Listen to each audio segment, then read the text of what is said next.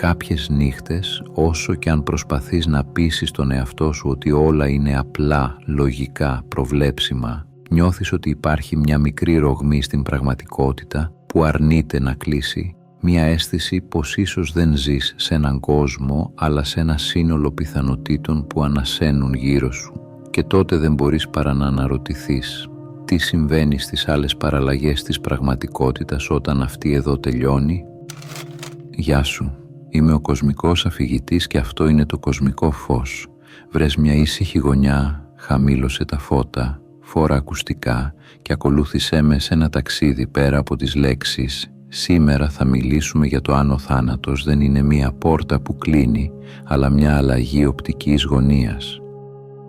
Αν βρίσκεις ενδιαφέρουσες την φιλοσοφία και την ψυχολογία με μια μικρή δόση μυστικισμού, μην ξεχάσεις να κάνεις εγγραφή. Μείνε μέχρι το τέλος, γιατί σήμερα θα δεις πως η ίδια η φυσική, η πιο σκληρή, ψυχρή επιστήμη, κρύβει μέσα της μια υπόσχεση που ποτέ δεν τολμήσαμε να κοιτάξουμε κατάματα. Σήμερα θα μιλήσουμε για κάτι που λίγοι τολμούν να αγγίξουν. Πιο συγκεκριμένα θα εξερευνήσουμε την ιδέα ότι η πραγματικότητα δεν είναι μία, ότι μπορεί να διαχωρίζεται, να πολλαπλασιάζεται, να γεννά άπειρες εκδοχές του κόσμου και ίσως άπειρες εκδοχές του ίδιου σου του εαυτού. Αυτή δεν είναι θεωρία συνωμοσίας, ούτε ευσεβής πόθος. Είναι μια από τις πιο σοβαρές, πιο αυστηρές και ταυτόχρονα πιο ανατρεπτικές προτάσεις της σύγχρονης επιστήμης. Μια ιδέα που άφησε άφωνους φυσικούς όπως ο Φέινμαν και που ανοίγει ερωτήματα που η φιλοσοφία παλεύει να απαντήσει αιώνες. Τι είναι η συνείδηση? Τι είναι το εγώ? Τι σημαίνει ζω? Και τι σημαίνει πεθαίνω? Για να καταλάβουμε πώς φτάσαμε να μιλάμε για πολλούς κόσμους, πρέπει πρώτα να αφήσουμε πίσω μας την εικόνα του κόσμου σαν μια τέλεια προβλέψιμη μηχανή. Κάποτε πιστεύαμε ότι αν ξέραμε ακριβώς τη θέση και την ταχύτητα κάθε σωματιδίου στο σύμπαν, θα μπορούσαμε να προβλέψουμε τα πάντα, από την κίνηση των πλανητών μέχρι την πορεία της ζωής μας, ένας κόσμος με κανόνες, εξισώσεις, αιτία και αποτέλεσμα. Ένας κόσμος που υποτίθεται δεν κρύβει εκπλήξεις. Και μετά ήρθε η κβαντική μηχανική και με έναν ήσυχο αλλά αμήλικτο τρόπο πήρε αυτή τη βεβαιότητα και την έκανε κομμάτια. Στο μικρό κοσμό τα πράγματα δεν συμπεριφέρονται όπως έχουμε μάθει. Ένα ηλεκτρόνιο δεν είναι μπίλια που ταξιδεύει σε μια ευθεία γραμμή.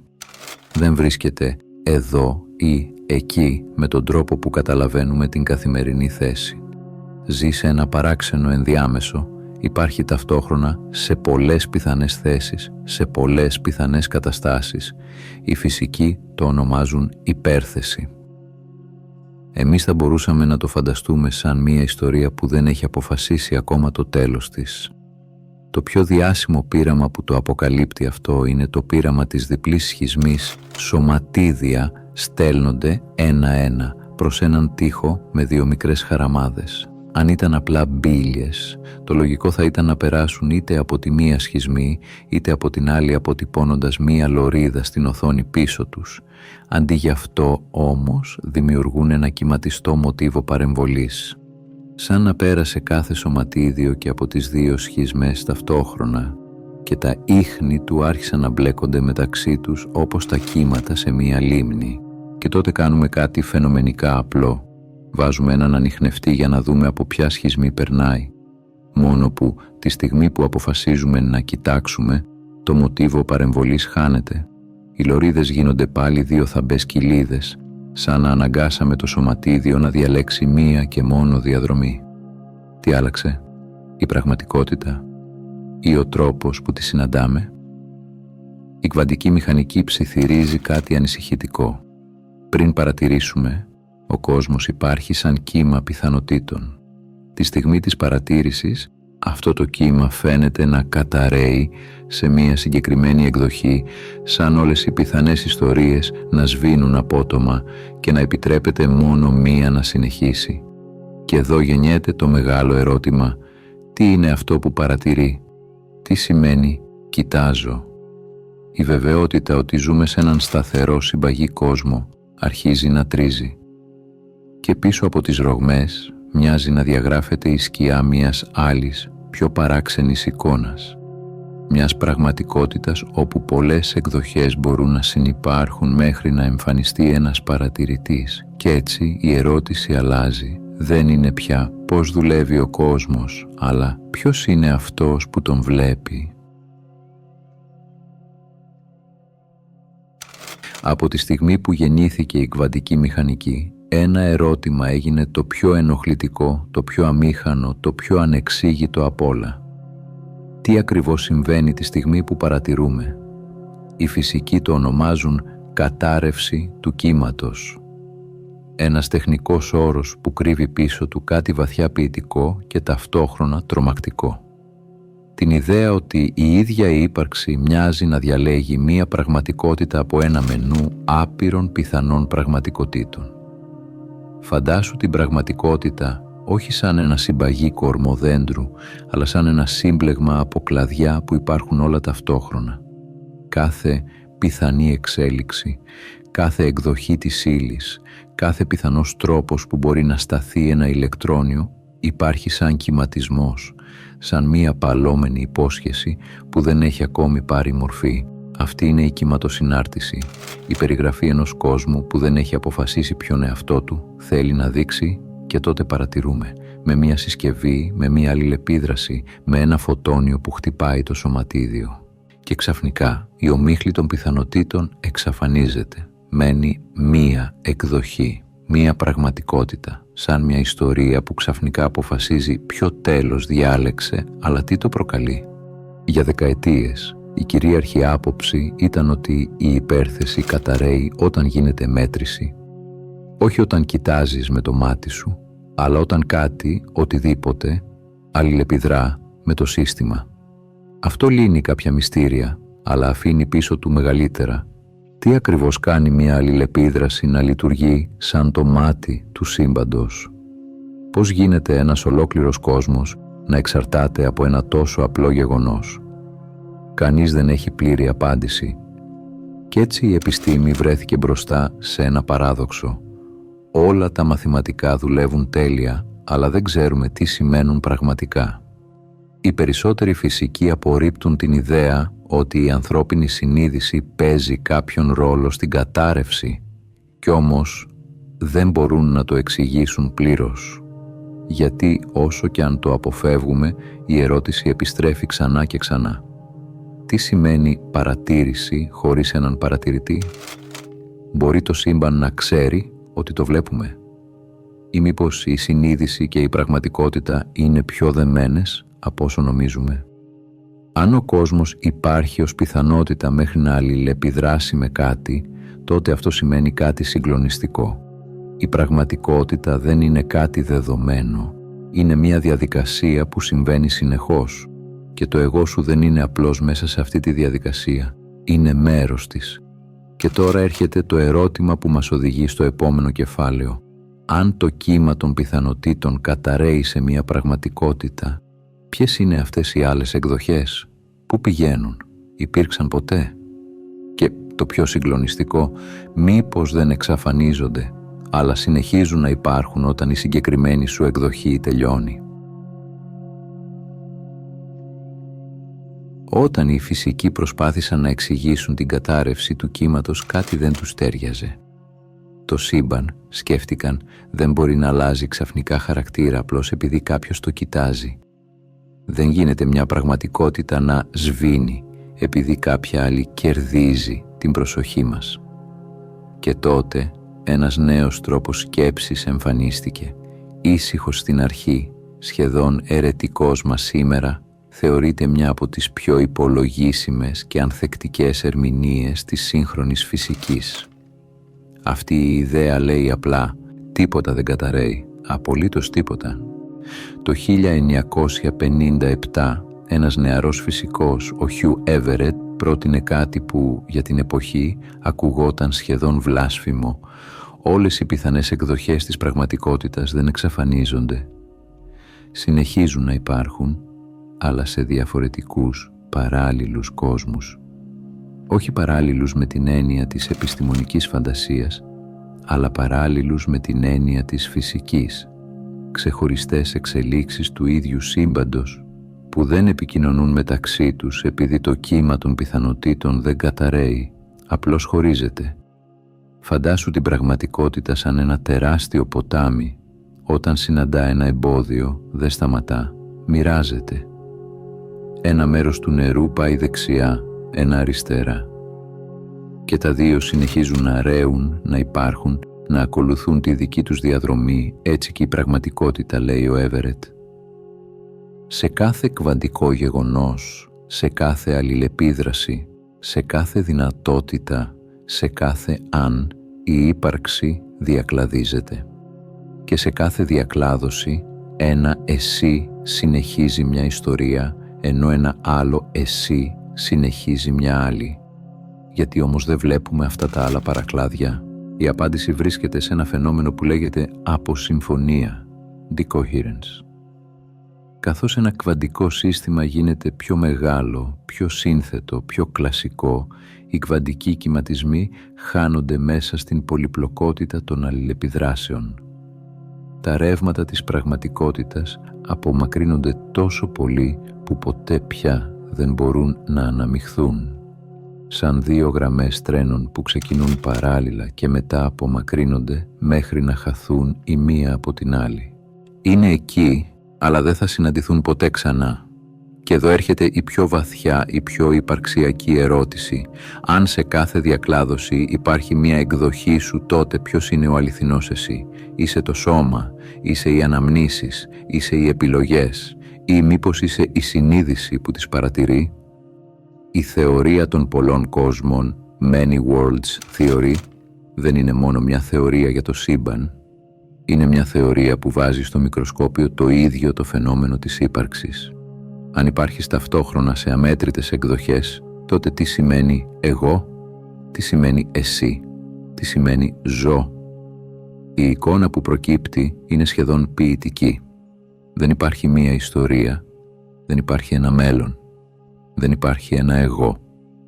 Υπάρχουν άπειρες εκδοχές, άπειρες πιθανότητες, άπειρες γραμμές αφήγησης που απλώνονται γύρω σου σαν ένα απέραντο σύμπαν από μονοπάτια. Και εσύ, ο παρατηρητής, είσαι απλώς η εμπειρία ενός από αυτά τα μονοπάτια σε αυτή τη στιγμή, σε αυτό το παρακλάδι του απείρου. Αλλά τι σημαίνει αυτό για την ταυτότητά σου? Για το τι πραγματικά είσαι, κάτω από τις αναμνήσεις, το σώμα, το όνομα, τους ρόλους? Όσο πιο βαθιά προχωράμε στον κόσμο των πολλών πιθανών πραγματικοτήτων, ένα ερώτημα αρχίζει να φωσφορίζει στο σκοτάδι, σαν εκείνη τη φράση που ψιθυρίζει η σκέψη λίγο πριν αποκοιμηθείς. Αν υπάρχουν πολλές εκδοχές του κόσμου, τότε ποια εκδοχή του εγώ είναι η αληθινή? Οι φυσικοί μπορούν να σου μιλήσουν για κύματα, για εξισώσεις, για διακλαδώσεις και κβαντικές αβεβαιότητες. Αλλά σε αυτό το σημείο η επιστήμη συναντά κάτι που δεν λύνεται με μαθηματικά, την ίδια την ταυτότητα. Γιατί αν σε κάθε πιθανή εξέλιξη της ύλης υπάρχει ένα εσύ, ένα σώμα που αναπνέει, μια ψυχή που αισθάνεται, μια ιστορία που ξεκινά, τότε τι σημαίνει η αίσθηση της ενότητας που κουβαλάς? Αυτή η βαθιά, αμετάβλητη αίσθηση πως εγώ είμαι εγώ, ό,τι και αν αλλάξει εξωτερικά. Οι φιλόσοφοι λένε πως το εγώ είναι αφήγηση. Ένας εσωτερικός αφηγητής που πλάθει το ποιοι είμαστε για να μην χαθούμε στο χάος των εμπειριών, όπως ο Γιούγκ μιλούσε για το εγώ ως τη μάσκα που φοράμε για να λειτουργήσουμε στον κόσμο, μια μάσκα χρήσιμη αλλά όχι αληθινή. Πιο βαθιά από αυτήν υπάρχει η σκιά, το ασυνείδητο και ακόμη βαθύτερα κάτι άμορφο, χωρίς όνομα. Οι νευροεπιστήμονες από την άλλη λένε ότι το εγώ δεν είναι τίποτα άλλο παρά ένα κατασκεύασμα του εγκεφάλου, ένα κόκκινο νήμα που ενώνει αναμνήσεις, συνήθειες, προτιμήσεις, για να μην καταρρεύσουμε μπροστά στην αίσθηση ότι είμαστε ρευστοί, όπως οι κυματισμοί πάνω σε μια ατέλειωτη θάλασσα. Μα η Many Worlds Theory φέρνει μία άλλη σκέψη, πιο παράξενη και υποκειμενική. Αν υπάρχουν πολλές εκδοχές σου, τότε αυτό που είσαι τώρα δεν μπορεί να είναι απλώς το σώμα, ούτε κάνει αναμνήσεις, γιατί και αυτές αλλάζουν. Τότε τι είναι το σταθερό? Αν κλείσεις για λίγο τα μάτια θα νιώσεις κάτι πίσω από τις σκέψεις, κάτι που παραμένει καθώς εσύ αλλάζεις, καθώς η ζωή αλλάζει, καθώς τα χρόνια περνούν, μια παρουσία, ένα αθόρυβο βλέμμα που παρατηρεί, μια καθαρή επίγνωση που δεν μεγαλώνει, δεν μικραίνει, δεν φοβάται, δεν πεθαίνει. Αυτό το βλέμμα, αυτός ο εσωτερικός παρατηρητής δεν επηρεάζεται από τις εκδοχές του κόσμου, δεν είναι το σώμα που γεννιέται και πεθαίνει, ούτε οι ιστορίες που γράφονται γύρω του, είναι το πεδίο μέσα στο οποίο εμφανίζονται όλα αυτά. Και τότε το ερώτημα αλλάζει, μήπως ο αληθινός εαυτός σου δεν είναι ο χαρακτήρας, αλλά το φως που φωτίζει τον χαρακτήρα. Αν αυτό είναι αλήθεια, τότε η ταυτότητά σου δεν περιορίζεται σε μια εκδοχή της πραγματικότητας, δεν περιορίζεται καν στο σώμα σου. Είσαι η συνείδηση που βιώνει την εμπειρία, όχι η εμπειρία η ίδια. Και αν αυτό ισχύει, τότε τι σημαίνει πραγματικά ζω και τι σημαίνει πεθαίνω? Όταν άνθρωποι άρχισαν να μελετούν σοβαρά την ερμηνεία των πολλών κόσμων, κάποιοι πρόσεξαν κάτι παράξενο. Αν κάθε πιθανός δρόμος της πραγματικότητας συνεχίζει να υπάρχει κάπου, τότε τι συμβαίνει με το δρόμο όπου εσύ δεν μπορείς πια να συνεχίσεις? Και έτσι γεννήθηκε ένας όρος που έχει παρερμηνευτεί, φουσκώσει, διαστρεβλωθεί και τελικά περάσει στον κόσμο του διαδικτύου σχεδόν σαν αστικός μύθος.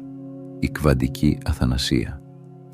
Αλλά όχι με την έννοια που ίσως έχεις ακούσει, όχι ως υπόσχεση ότι δεν θα πεθάνεις ποτέ, όχι ως θεωρία ότι κάπου πάντα επιβιώνεις, και σίγουρα όχι ως ερμηνεία που ενθαρρύνει ρυψοκίνδυνες ή αυτοκαταστροφικές συμπεριφορές. Η αληθινή, σοβαρή φιλοσοφική εκδοχή αυτής της ιδέας είναι πολύ πιο λεπτή, πιο υπαρξιακή και κατά έναν τρόπο πιο όμορφη. Πρώτα απ' όλα, η κβαντική αθανασία δεν σημαίνει ότι δεν πεθαίνεις. Οι φυσικοί το ξεκαθαρίζουν. Ο θάνατος όπως τον βιώνουμε όλοι είναι πραγματικός. Είναι αναπόφευκτος. Υπάρχει σε κάθε κλαδί του σύμπαντος που μπορείς να δεις, να νιώσεις ή να θυμηθείς. Δεν υπάρχει καμία επιστημονική θεωρία, κανένα πείραμα, καμία εξίσωση που να υποστηρίζει ότι ένα άτομο μπορεί να συνεχίσει τη ζωή του επειδή κάπου αλλού υπάρχει μια εκδοχή του που επιβιώνει. Αυτή η ιδέα είναι παρεξήγηση. Τότε τι εννοούμε όταν λέμε κβαντική αθανασία? Είναι ένας τρόπος να καταλάβουμε το εξής βαθύ ερώτημα. Τι είναι αυτό που ζει? Τι είναι αυτό που πεθαίνει? Και τι σημαίνει συνείδηση μέσα σε ένα σύμπαν με άπειρες εκδοχές?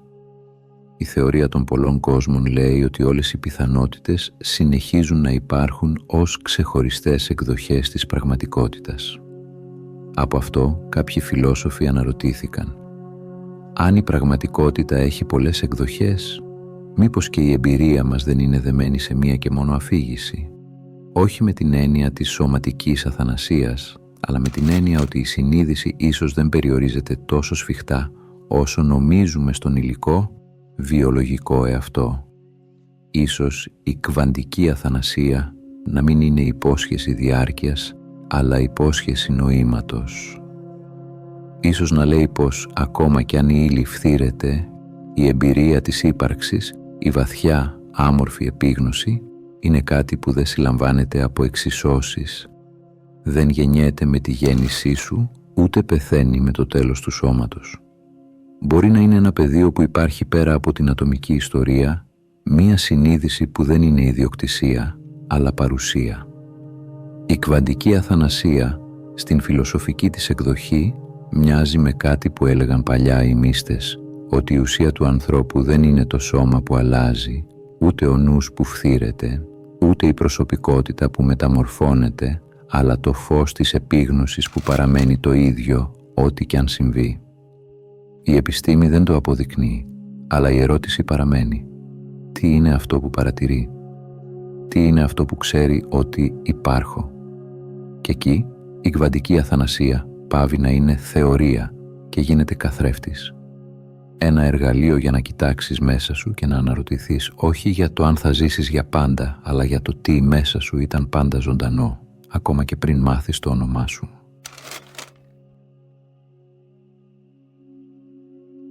Ο φόβος του θανάτου είναι ίσως το πιο αρχαίγονο συναίσθημα της ανθρώπινης φύσης. Δεν είναι κάτι που μαθαίνουμε, είναι κάτι που κουβαλάμε.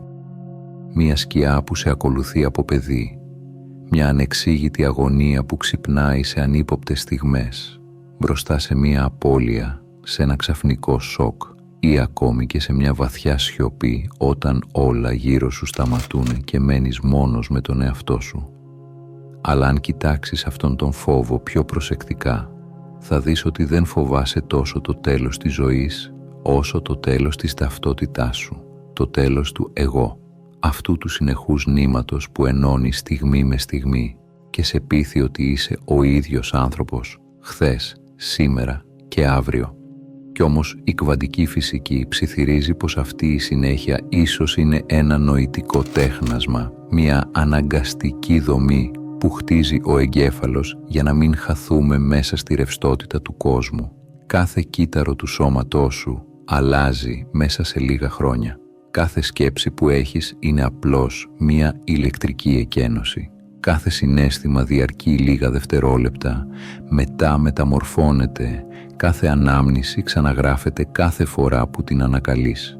Και παρόλα αυτά, κάτι μέσα σου επιμένει να λέει «Εγώ είμαι ο ίδιος». Αυτό το κάτι, η αίσθηση της ενότητας, είναι που φοβάται τον θάνατο, όχι η ύλη. Η ύλη απλώς αλλάζει μορφή, όχι οι σκέψεις. Οι σκέψεις γεννιούνται και πεθαίνουν κάθε δευτερόλεπτο. Ο φόβος είναι προϊόν μιας εσωτερικής φωνής που θέλει να διατηρηθεί, να συνεχίσει την ιστορία της, να παραμείνει ο πρωταγωνιστής. Αλλά τι είναι αυτό που παρατηρεί τον φόβο? Αν για μια στιγμή παρατηρήσεις τον φόβο σου χωρίς να ταυτιστείς με αυτόν, θα δεις κάτι εκπληκτικό. Ο φόβος εμφανίζεται μέσα σε ένα πεδίο επίγνωσης που δεν φοβάται καθόλου. Όταν μαγεύεσαι από ένα ηλιοβασίλεμα και για λίγα δευτερόλεπτα ξεχνάς το όνομά σου, όταν αγαπάς τόσο βαθιά που ολόκληρο το εγώ σου διαλύεται μέσα σε μία αγκαλιά, όταν δημιουργείς και χάνεις την αίσθηση του χρόνου και του σώματος, όταν βρίσκεσαι σε κίνδυνο και για μία στιγμή δεν υπάρχει σκέψη, μόνο καθαρή επίγνωση. Σε αυτές τις στιγμές η ταυτότητα εξαφανίζεται. Το εγώ πάβει να διεκδικεί, να φοβάται, να προσκολάται και μένει κάτι πιο βαθύ, παρουσία σιωπή, καθαρή ύπαρξη. Αυτό είναι το μεγαλύτερο σημάδι ότι δεν είσαι ο φόβος σου, ούτε η σκέψη σου, ούτε το σώμα σου. Είσαι αυτό που τα παρακολουθεί. Καθώς προχωράμε, αρχίζει να φαίνεται ξεκάθαρο κάτι που δεν μπορείς να το αγγίξεις με το χέρι, αλλά μπορείς να το νιώσεις σε κάθε αναπνοή. Ότι η συνείδηση δεν είναι κάτι μέσα στο σώμα, δεν είναι εγκλωβισμένη στον εγκέφαλο, ούτε περιορισμένη σε μια προσωπική ιστορία. Είναι περισσότερο σαν ένα πεδίο, ένα αόρατο υπόβαθρο πάνω στο οποίο υφαίνεται ολόκληρη η ύπαρξη. Οι αρχαίοι φιλόσοφοι το έλεγαν άτμαν, οι μυστικιστές το ονόμαζαν πνεύμα. Οι σύγχρονοι φυσικοί μιλούν για θεμελιώδη πληροφορία. Οι λέξεις αλλάζουν, το νόημα παραμένει. Όταν αφαιρέσεις τις σκέψεις, τα συναισθήματα, τις μνήμες, τους φόβους, τους ρόλους και ολόκληρη την ψυχολογική κατασκευή του εαυτού, μένει κάτι που δεν μπορείς να αφαιρέσεις, μένει η επίγνωση. Αυτή η καθαρή διάφανη παρουσία που απλώς βλέπει, χωρίς να χρειάζεται να κάνει τίποτα άλλο. Η συνείδηση δεν βρίσκεται στο σώμα. Το σώμα βρίσκεται μέσα στη συνείδηση. Όταν το δεις από αυτή τη σκοπιά, η σχέση αντιστρέφεται. Δεν είσαι μια μικρή ύπαρξη που ζει μέσα σε ένα τεράστιο σύμπαν.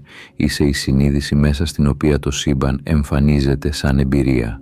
Η αίσθηση της ταυτότητας, το σώμα, η μνήμη, οι εικόνες, η πραγματικότητα, όλα αυτά αναδύονται μέσα στο πεδίο της επίγνωσης, όπως κύματα που αναδύονται στην επιφάνεια μιας απέραντης θάλασσας και όσο κι αν τα κύματα αλλάζουν, η θάλασσα παραμένει. Δεν γίνεσαι η θάλασσα, γιατί ήδη είσαι η θάλασσα. Στην ερμηνεία των πολλών κόσμων υπάρχουν άπειρες εκδοχές της πραγματικότητας, αλλά αυτές οι εκδοχές δεν συνεπάγονται άπειρες συνειδήσεις. Η συνείδηση δεν πολλαπλασιάζεται. Οι εμπειρίες πολλαπλασιάζονται. Ίσως τελικά όλη αυτή η εξερεύνηση, η κβαντική φυσική, οι πολλοί κόσμοι, η συνείδηση, ο φόβος, η ταυτότητα να μην ήταν ποτέ μια προσπάθεια να καταλάβεις το σύμπαν. Ίσως ήταν ένας κύκλος που σε έφερε πίσω σε αυτό που πραγματικά ήθελες να δεις, εσένα. Γιατί όταν μιλάμε για την πραγματικότητα που διακλαδίζεται, για άπειρες πιθανότητες που συνυπάρχουν, για έναν κόσμο όπου τα πάντα είναι ρευστά και αβέβαια, στην ουσία μιλάμε για το ίδιο το μυστήριο της ύπαρξης, αυτό το αίσθημα του «είμαι εδώ» που κανείς δεν μπορεί να εξηγήσει. Και ίσως το σημαντικότερο δεν είναι αν υπάρχουν πραγματικά άπειρα σύμπαντα, ούτε αν η συνείδηση είναι πεδίο ή λειτουργία, ούτε αν συνεχίζει σε κάποιο παρακλάδι όταν ένα άλλο τελειώνει. Το σημαντικότερο είναι αυτό που σου αποκαλύπτουν αυτές οι ιδέες, ότι η ζωή σου δεν είναι δεδομένη, ούτε μικρή, ούτε τυχαία. Είναι ένα μοναδικό άνοιγμα συνείδησης, μια ρογμή φωτός μέσα στη σκοτεινή απεραντοσύνη. Και μέσα από αυτή τη ρογμή η ύπαρξη βλέπει τον εαυτό της. Κάθε στιγμή είναι ένα σύμπαν που επιλέγεις. Αν η πραγματικότητα είναι ένα δέντρο με άπειρα κλαδιά, τότε κάθε επιλογή σου είναι ένα βήμα προς μία εκδοχή του εαυτού σου, και αυτή η εκδοχή δεν είναι προκαθορισμένη. Είναι ανοιχτή, ζωντανή, ευάλωτη, σαν κάτι που γεννιέται συνεχώς. Ίσως λοιπόν η αληθινή δύναμη των πολλών κόσμων να μην είναι οι άπειρες εκδοχές του σύμπαντος, αλλά η υπενθύμηση ότι και εσύ είσαι άπειρος, ότι κάθε στιγμή μπορείς να στραφείς σε ένα πιο συνειδητό μονοπάτι, σε μια πιο αληθινή εκδοχή του εαυτού σου. Δεν χρειάζεται να αλλάξεις τον κόσμο, αρκεί να αλλάξεις προοπτική, και τότε ο κόσμος αλλάζει μαζί σου.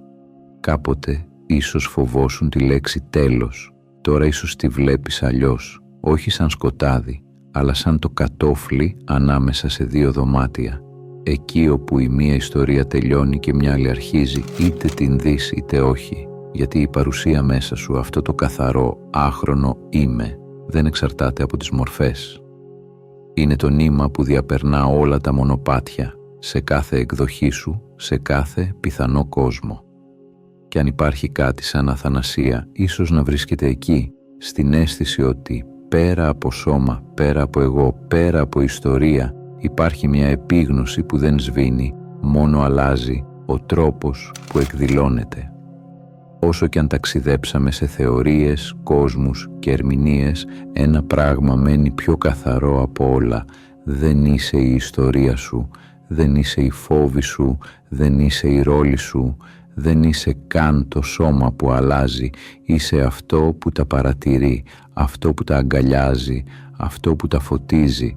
Και όσο αυτό υπάρχει μέσα σου, κανένα τέλος δεν μπορεί να σε ολοκληρώσει, κανένας κόσμος δεν μπορεί να σε περιορίσει και καμία πιθανότητα δεν μπορεί να σε φυλακίσει. Είσαι το φως πίσω από όλα αυτά, το σημείο ανάμεσα στους κόσμους, το κέντρο όπου γεννιέται η εμπειρία, και αυτό είναι ήδη ένα μικρό θαύμα.